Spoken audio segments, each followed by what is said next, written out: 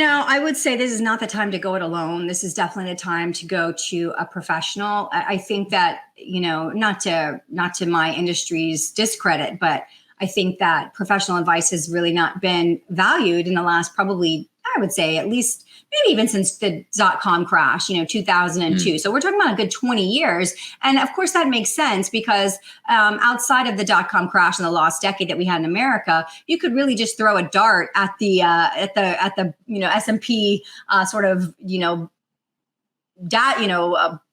well, what do you call those things? You throw darts at. Oh, dartboard. I forget the name of it. Dartboard. Yeah. You could throw a dart at any S&P and you'd get any sector that would have performed well for you, and you didn't necessarily need professional management. Right. So a lot of people we've seen so many people this year coming to us for the first time that have been managing their own portfolios for at least 10 or 15 years. And so I would say to people, this is not the time to go it alone. I would also say to people, this is also not the time to probably hire just a regular traditional advisor that does not understand the scope of the global world, because a lot of advisors, not that this is bad, this is just the way most of Wall Street is. They're what I would call really microeconomically focused. They're looking at quarterly swings and revenues and meets and surprises and beats and misses, and that's kind of their realm of world of just what does a corporation's cash flow looks like, and is it going to be a good buy for us? Is it the 200 or 50-day moving average moving? I mean, they're technical, they're fundamental analysis, and that's just kind of the world they exist in. It's very, very siloed.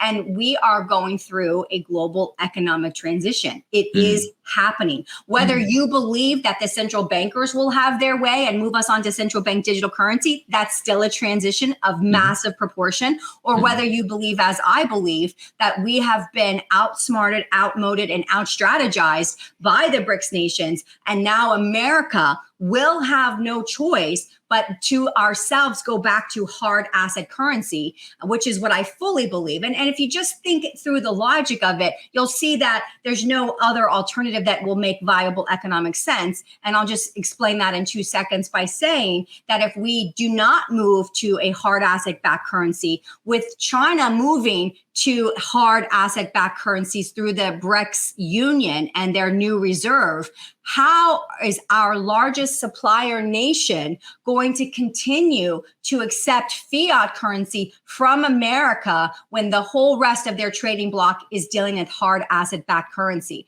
And you can also see that if America does decide to go to hard asset-backed currency, because we will have no choice, that will also change who America is. Because if you start off with America's gold reserves and China's gold reserves, we run massive trade deficits to China on an annual basis. So if we're transferring currency that's gold backed, and we do this over a subsequent period of time, we will be transferring them the whole of our assets, and we will have nothing because we're consuming consumables that don't remain and don't last. Right. So that also will force America to redomesticate supply chains again. I'm not suggesting that we'll go back to our heyday and our, manufacturing heyday. No, because the government won't allow that. Right. But I am suggesting that we will not be able to continue to just be the service. You provide everything for us, and we just will worry about services, and we're a consumer nation. And you can just that model will end as the world moves to hard asset-backed currencies again. So my supposition is that we have reached the end of fiat. It is upon us. It is going to be very painful for most people because I think the biggest thing is people are going to be shocked.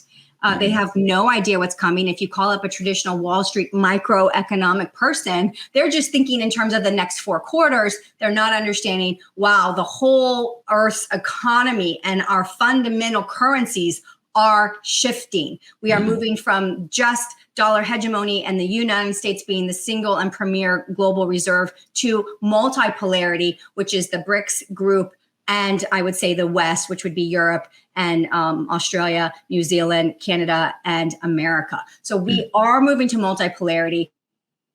And because of that, and because they are moving to asset-backed again, they are forcing America's hand, whether we want to admit it or not, which is why the World Economic Forum and the United Nations signed a memorandum of understanding, an MOU, in March of this year to basically speed up the time frame of Agenda 2030 from 2030 to 2023. This is why we're already in a 12-week pilot with MasterCard and several commercial banks in the United States for the digital dollar called FedNow. And that is why if you go to the FedNow government website, you'll see that it says that it is live to go in May to July of next year. This is why they have moved their time frame up so much, because they realize that we are at the end of debt fiat as well.